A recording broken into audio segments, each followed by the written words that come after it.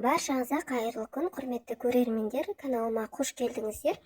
Бүгін сіздермен табиғи әрі таза әрі пайдалы іш май шығаратын боламыз. Видеоның соңына дейін көріңіздер. Менде бұл жерде алдын ала жуып тазаланған жылқының іш майы. Майды пайдаланар алдында міндетті түрде ағынды суда жақсылап жуып алу керек.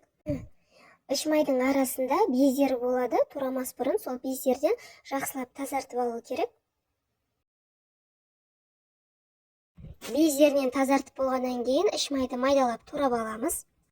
Шыжарылған майды тамаққа қоссаңыздар да болады. Өздеріңіз білетіндей, қазіргі сұйық майдың барлығы таза емес, химикаттар қосылып жасалынады. Сол себепті тамаққа осындай табиғи таза майларды пайдаланған дұрыс. Және де самса және қаттама нан пісірген кезде қамырдың ортасына осы майдан жақсаңыздар, қатпарлы өте әдемі болып шығады. Сонымен қоса бауырсақ пісіргенде де тек сұйық маймен пісірмей, сол сұйық майға осы майдан қосып жіберсеңіздер де болады.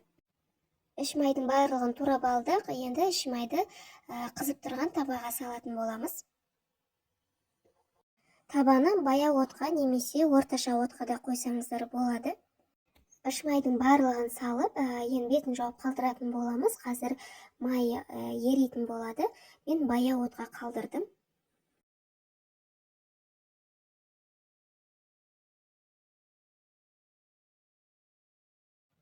Мінекей майларымыз еріп, шыжғырылып жатыр.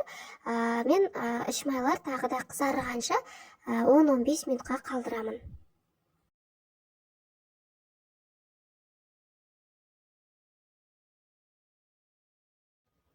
Майларды шыжғырып болдық. Енді сүзгімен сүзіп, үстінен осылай қасықпен басып, майларды сығып алатын боламыз.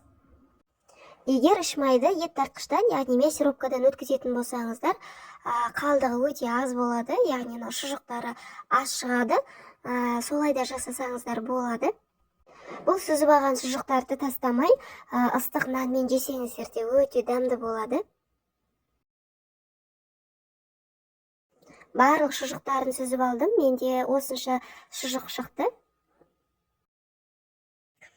Енді майды бөлек кастрөлге қалған майда шұжықтары, қалдықтары кетпес үшін осылай сүзгіден сүзіп алатын боламын. Іш май болса тастамай осылай шыжғырып алыңыздар. Қазіргі денсаулығымызға зиян сұйық майлардың орнына осындай табиғи майларды пайдаланған жөн. Майды осылай кастрөлде қалдырсаңыздар да болады, немесе банкіге құйып қойсаңыздар да болады. 2-3 сағатқа қалдырсаңыздар, май өзі әппақ болып тоңып қалады. Бірақ бұл жылқының майы болғандықтан қойды күнде қатты қата қоймайды, сәл жұмсақтау болады. Майдың барлығын мен осылай банкілерге құйып шықтым. Видеом пайдалы болса, каналыма тіркеліп, лайк басып, комментарий қалдырыңыздар. Келесі кездескенше.